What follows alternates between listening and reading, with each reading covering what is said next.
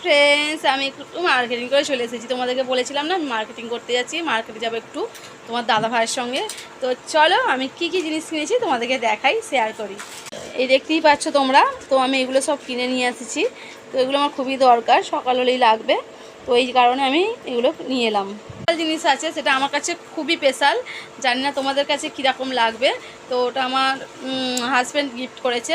তো তোমাদের কাছে হয়তো খুবই সামান্য মনে হবে, কিন্তু আমার কাছে ওটা মূল্যবান জিনিস, ঠিক আছে।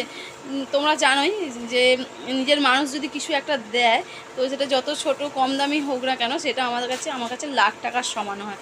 তো চলো তোমাদেরকে দেখাই আমি কি জিনিসটা। এই দেখতেই পাচ্ছ তোমরা, দেখো ডিজাইন টিপ, তো দেখতেই পাচ্ছ কত সুন্দর।